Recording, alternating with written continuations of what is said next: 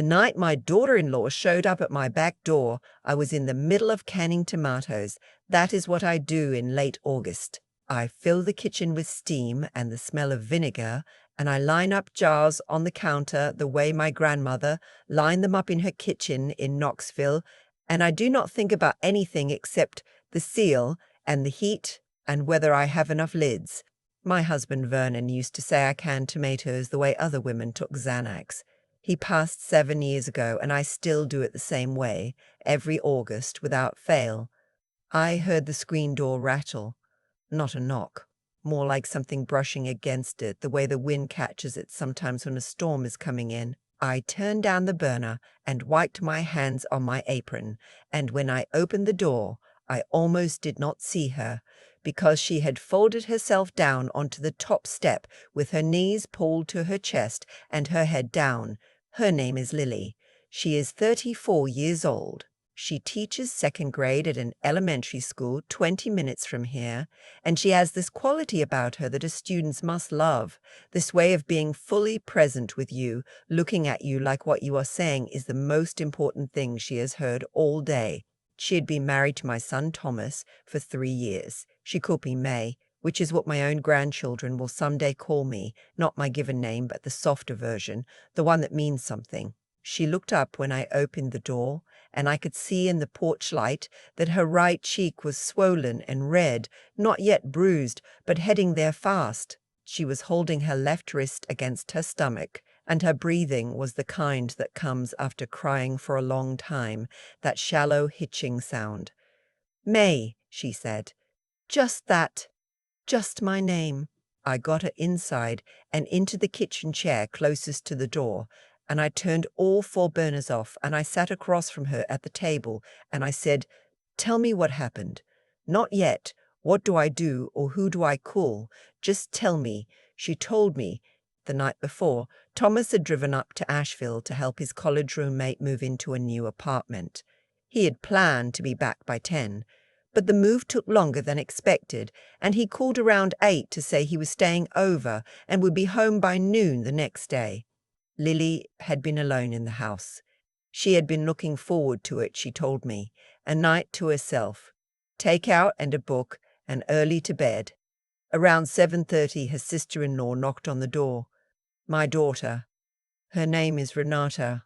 She is 46 years old, my eldest, and I want to be careful here about how I describe her, because she is still my child, and I carried her, and I love her in that irreducible way that does not require the other person to deserve it. But the truth is that Renata had decided, from the moment Thomas brought Lily home to Thanksgiving dinner 4 years ago, that Lily was not right for him. She had made this decision quietly and completely, the way she makes all her decisions, and she had spent the time since then building that decision into something solid. She had never done anything I could point to directly. It was always the comment that could be taken 2 ways, the invitation that arrived one day, too late to RSVP, the question asked in front of others that had no good answer. She had a gift for it. She could make a person feel unwelcome without leaving a single fingerprint.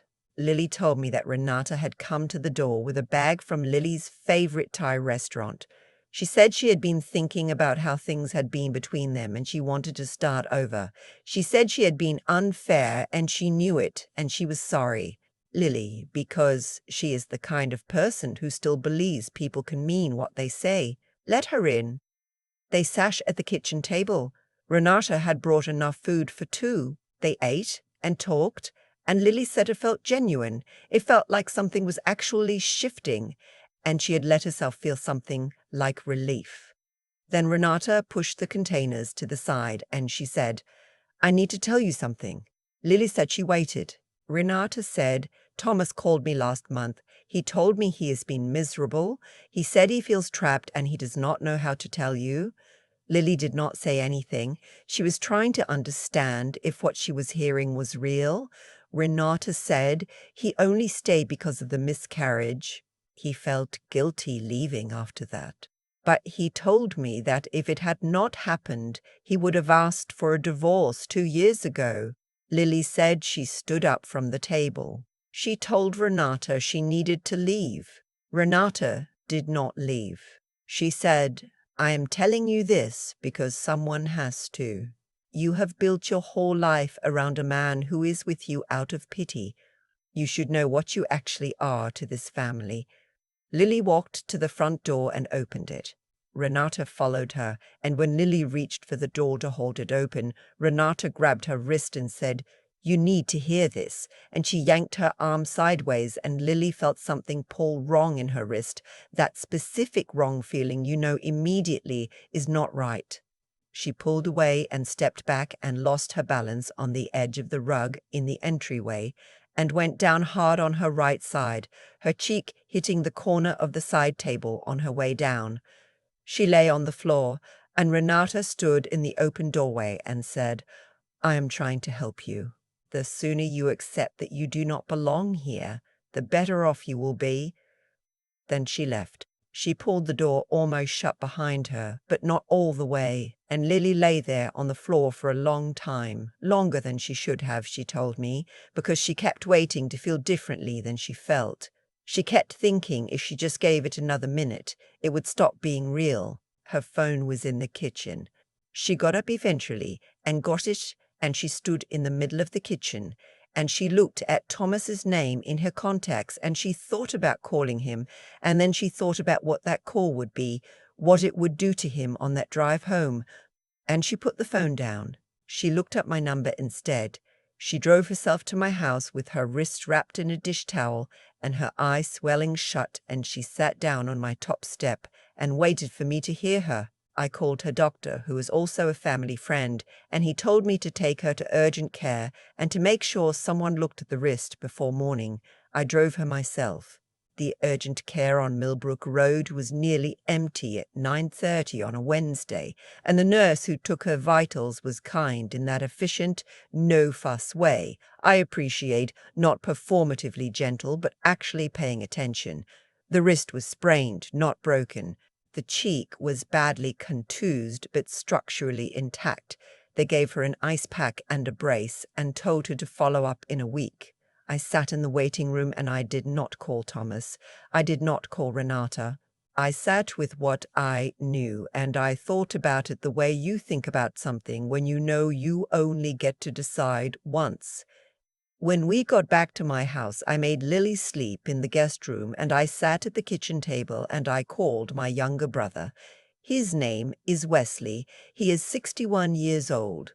He spent 25 years as an insurance fraud investigator before he retired to grow blueberries on 4 acres outside of Chattanooga and complain about the deer.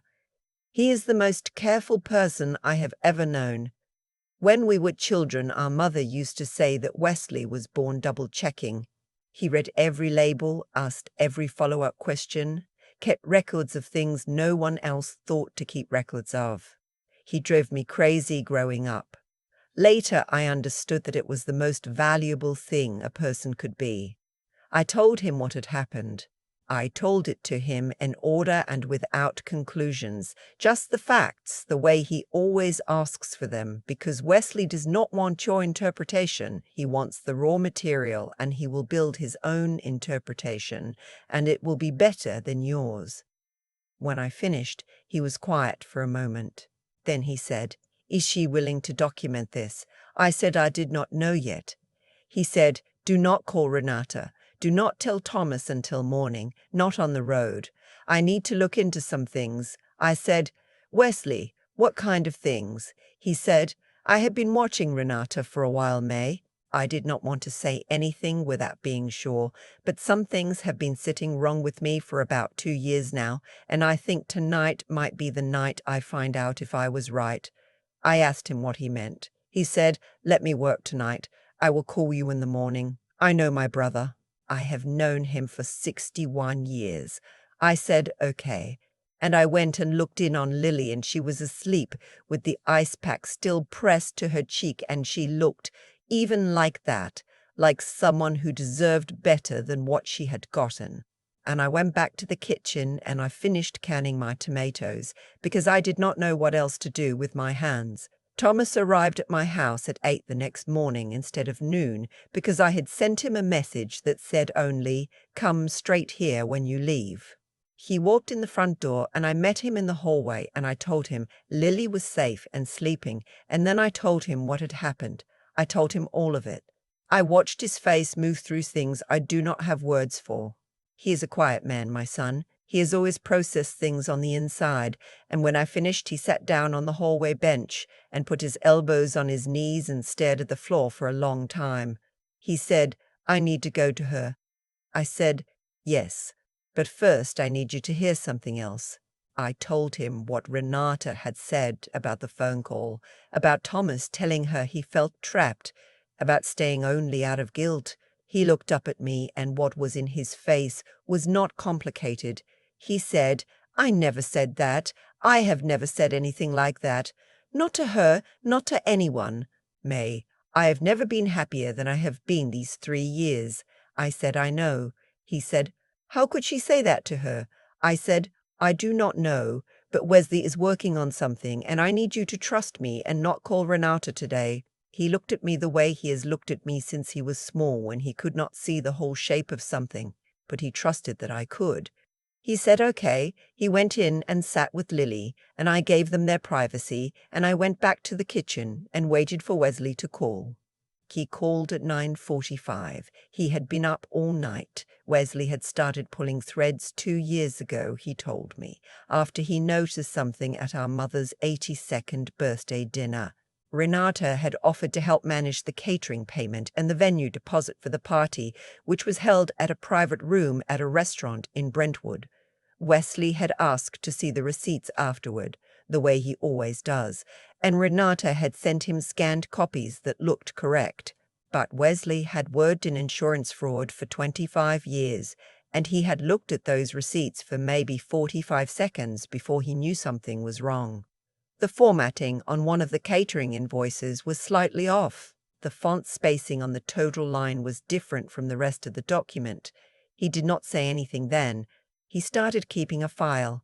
Over the next 2 years, whenever Renata handled money for family events, our cousin's graduation party, the contribution to our uncle's assisted living deposit, the collection taken up for our neighbor Mrs. Messis, alderman when her house flooded.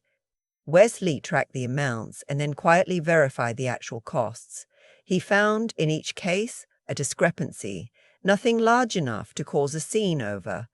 $200 here, $400 here, $400, zero not looking significant enough when you added them up to matter. The total, by Wesley's accounting, was just over $4,000 across 6 events spanning 3 years.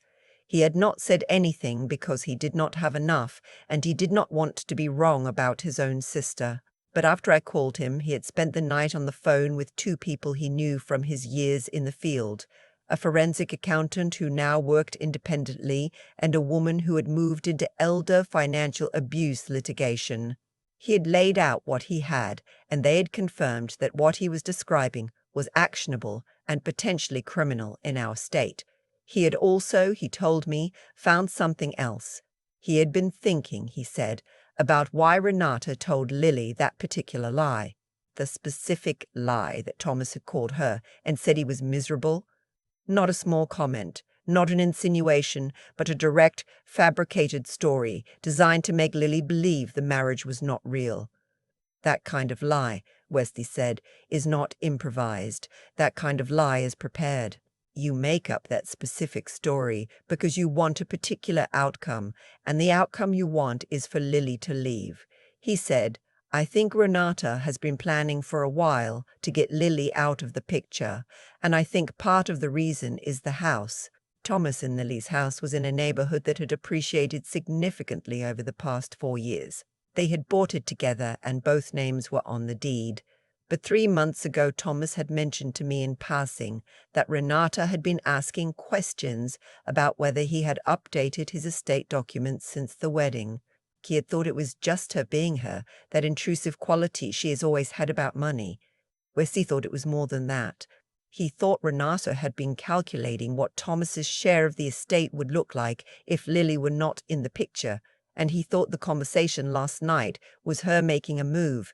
I sat with all of that for a long time. Then I said, "What do we do?" He said, "First, Lily needs to file a police report, the physical assault. Today, not tomorrow, while the contusion is visible and the urgent care visit is on record from last night. Second, I'm going to send everything I have on the financials to the forensic accountant and get a formal assessment. Third, you need to talk to Thomas about his estate documents and whether Renata has had any access to accounts or financial instruments he might not have been paying close attention to." He said, "May, I want you to understand something. What Renata did last night was not a one-time thing. This has been a direction she has been moving in for a while. The physical part was a mistake on her part because now there is a record. But the rest of it was deliberate and patient. The difference between us and her is that we are going to be more deliberate and more patient." Lily filed the report that afternoon. The officer was a woman who took notes without commentary and told Lily the process clearly and professionally. The urgent care records were already in the system. The visible injury spoke for itself. Renata was contacted by a detective 3 days later. Thomas told me secondhand what he had heard from the detective Wesley knew, which was that Renata had been genuinely startled. She had called it a misunderstanding. She had said Lily overreacted. She had said the wrist injury happened because Lily was clumsy and lost her balance on her own, and that she had simply tried to steady her. She had not apparently understood that there was already a file being built. She retained a lawyer. It was a good lawyer, one of those offices downtown with the kind of address that is meant to signal something. Wesley's forensic accountant sent the assessment to a civil attorney Wesley knew who had handled financial elder abuse cases for decades, and that attorney sent a letter back that was substantially longer than anything Renata's lawyer had anticipated. I will not lay out everything that happened in the months that followed, because some of it is Thomas's and Lily's to tell or not tell as they choose, and some of it is still working its way through the process. What I will tell you is the shape of it. Renata entered a diversion agreement on the assault charge that included mandatory anger management counseling and 18 months of supervised probation.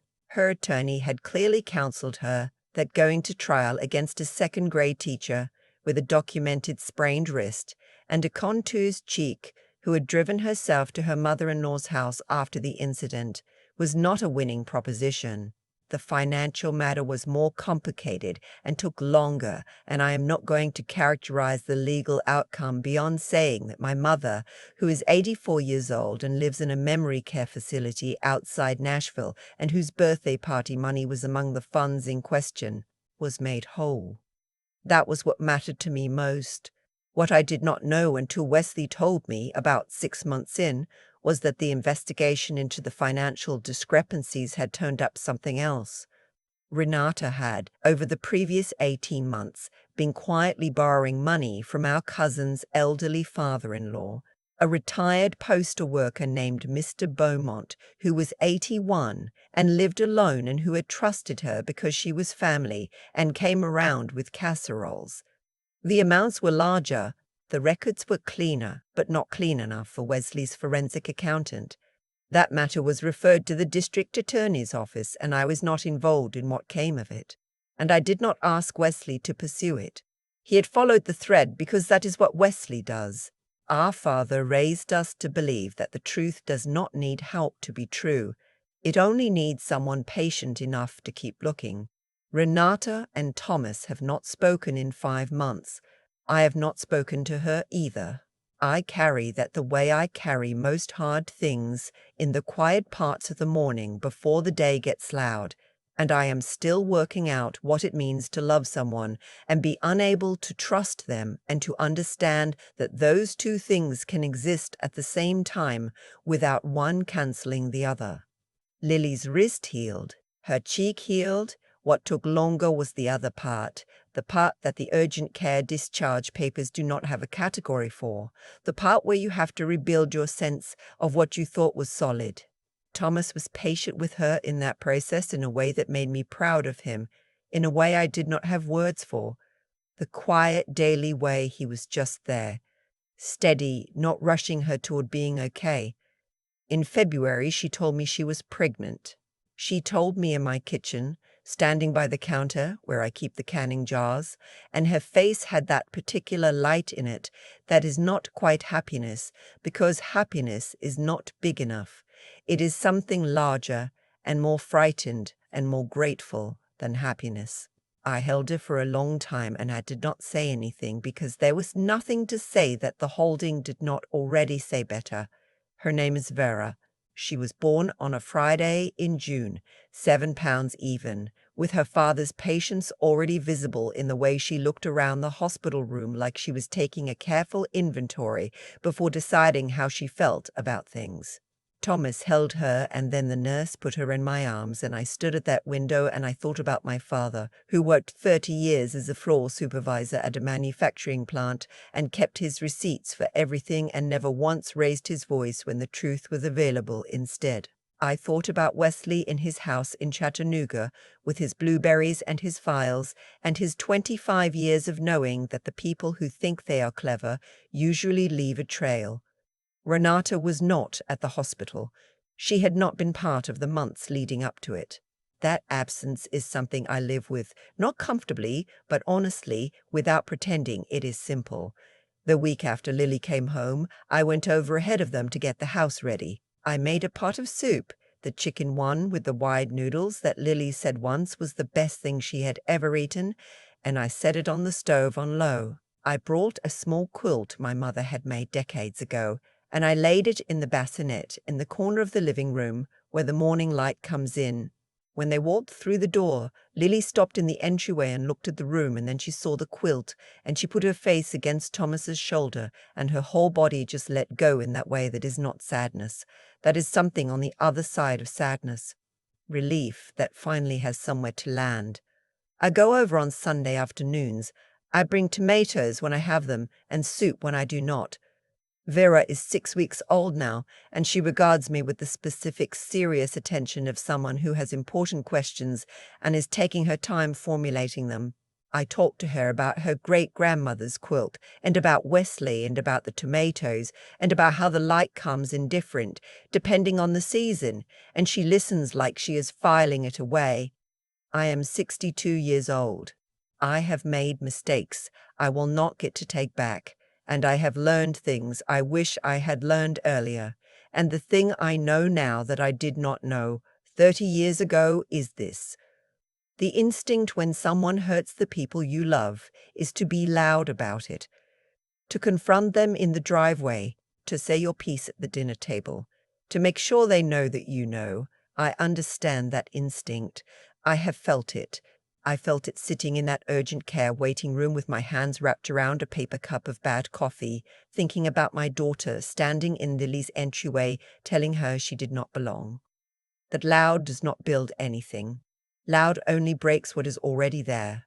What builds something is what Wesley did, what my father did, the patient keeping of records, the careful following of threads, the understanding that if you have the truth, you do not need to rush.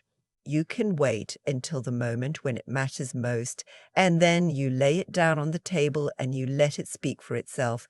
You go home and you put up your tomatoes and you sit in your kitchen in the quiet and you wait for Sunday.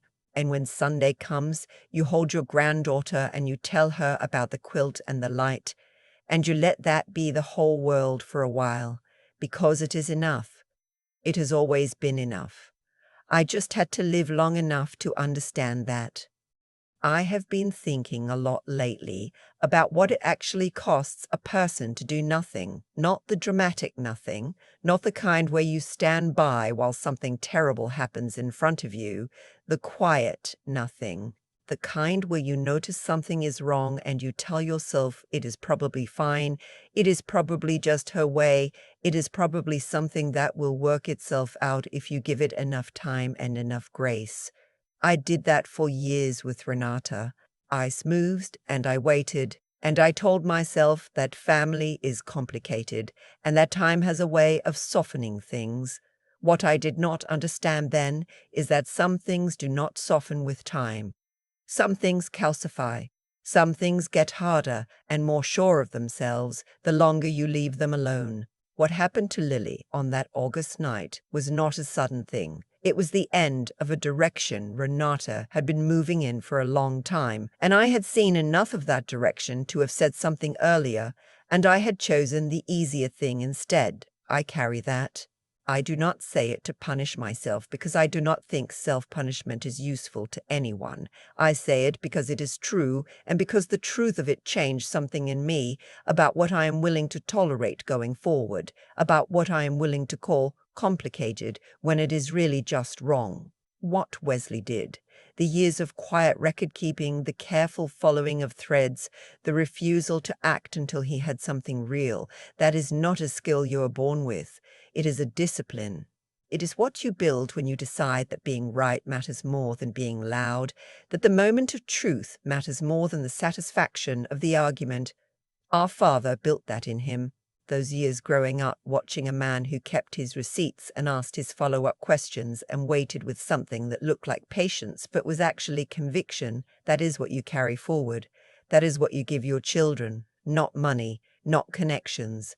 The understanding that if you have the truth and you handle it carefully, it will hold.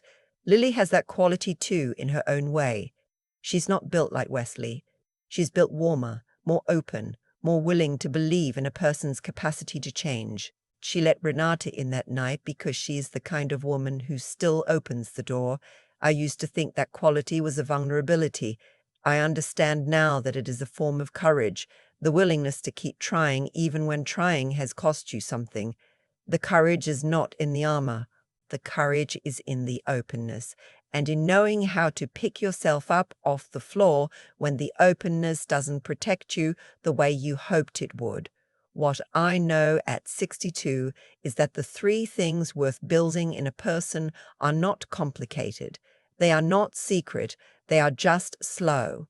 The first is the willingness to be honest, even when the honest thing is harder than the comfortable thing. Honest about what you see, what you know, what you let go on too long. The second is the patience to gather what you have before you use it, to resist the gratifying noise of the confrontation and wait for the moment when the truth can actually land. The third is the steadiness to keep showing up after, to make the soup, to lay the quilt in the bassinet, to go on Sunday and hold the baby in the light and let that be real and whole and enough. Renata made her choices and the choices made their way back to her, not as punishment from somewhere outside, just as consequence, the ordinary and inevitable kind, the way a thing you build in secret still has weight, still takes up space, still eventually has to be accounted for. And Lily is home, and Vera is 6 weeks old, and I have tomatoes coming in and Sundays to get to. That is enough. It has always been enough.